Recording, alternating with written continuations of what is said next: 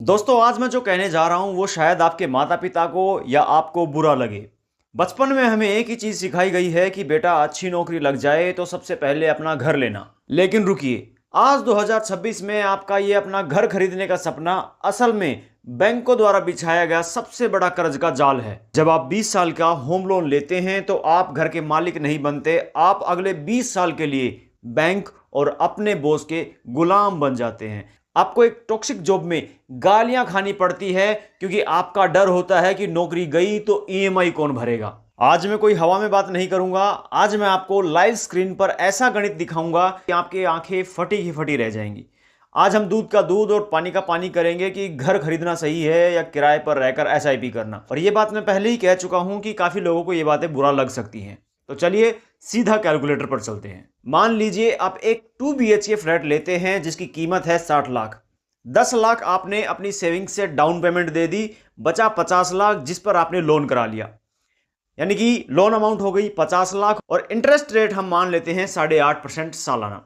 और टेनर यानी कि टाइम जो है वो हमारा 20 साल का हो गया, यानी कि 240 महीने। और अब देखिए जादू, आपकी मंथली ईएमआई बनी 43,391 रुपए की। और यहीं से असली खेल शुरू होता है। ध्यान से देखिए इस नंबर को, अपने बैंक से लिए 50 लाख, लेकिन 20 साल में आप बैंक को वापस कितना कर रहे हैं? 1,04,00,000, यानी 54 लाख रुपए तो आप सिर्फ ब्याज भर रहे हैं। आपने जितने का घर लिया उससे ज्यादा तो आपने बैंक को ब्याज दे दिया। और आपको क्या लगता है कि आप शुरुआत में घर के मालिक बन रहे हैं?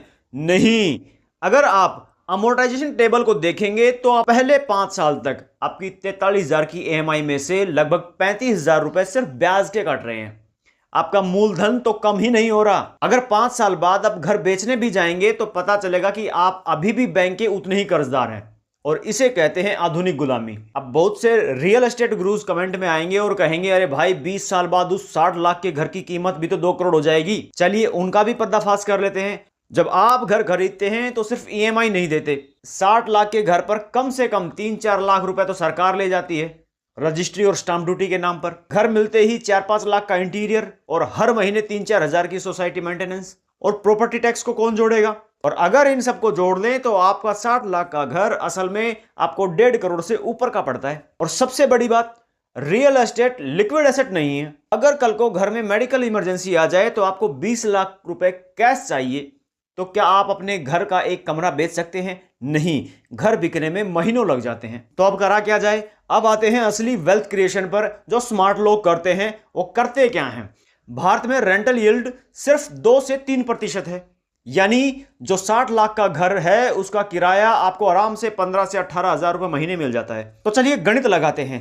घर खरीदने की ईएमआई थी 43,000 रुपए महीना, उसी घर का किराया 18,000 रुपए महीना, फर्क है 25,000 का। स्मार्ट आदमी किराए पर रहता है। अच्छा, शहरों के जो स्मार्ट आदमी आप देखते हैं, जो बड़े बड़े अमीर लोग हैं, किराए पर रहते हैं। क्यों रहते हैं? इसीलिए रहते हैं। क्या करते हैं? स्मार्ट आदमी किराए पर रहेगा और इस बचे हुए 25,000 की हर महीने एसआईपी का म्यूचुअल फंड करेगा।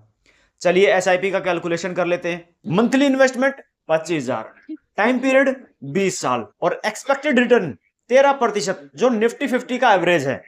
रिजल्ट देखिए, 20 साल बाद आपके पास जो कॉर्पस तैयार होगा वो है 2,86,00,000 रुपए का। अगर आपने इसमें स्टेप अप एसआईपी लगा दी, हर साल 10% बढ़ा दिया, तो यह अमाउंट 5 करोड़ पार कर जाएगा। 20 साल बाद आप 60 लाख का नहीं बल्कि कैश में 5 करोड़ के मालिक होंगे। उस 5 करोड़ के ब्याज में आप चाहे तो वैसे 2 घर कैश में खरीद सकते हैं और फिर भी आपके पास करोड़ रुपए बच जाएंगे। मुझे पता है अभी आप में से बहुत से लोग सोच रहे होंगे कि सर किराए के मकान में मकान मालिक कभी भी निकाल देता है, अपनी मर्जी से कील भी नहीं ठोक सकते। अपने घर की शांति अलग ही होती है। मैं आपकी भावनाओं की कदर करता हूं। इमोशनली अपना घर अपना ही होता है, बहुत सुकून देता है। मैं ये नहीं कह रहा कि आप जीवन भर कभी घर ही मत खरीदिए। मेरी बात ध्यान से सुनिए, आपको घर कब खरीदना चाहिए?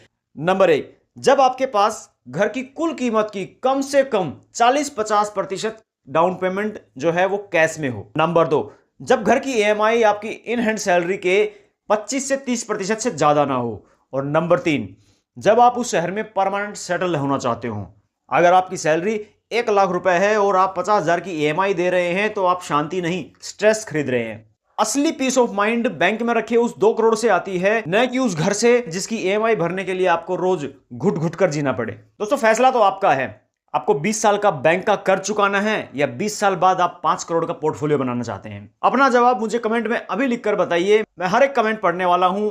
अगर इस वीडियो ने आपकी दिमाग की बत्ती जलाई है तो इसे अपने हर उस दोस्त के साथ शेयर करिए, रिश्तेदार के साथ शेयर करिए व्हाट्सएप पर, जो नया घर लेने की सोच रहा है और उसे बर्बाद होने से बचाए। चैनल पर नया है तो चैनल को सब्सक्राइब कर लीजिए और बेल आइकन जरूर दबा लीजिए ताकि आने वाली वीडियो आपके पास सबसे पहले पहुंचे। और मिलते हैं अगली वीडियो में, तब तक के लिए जय हिंद दोस्तों।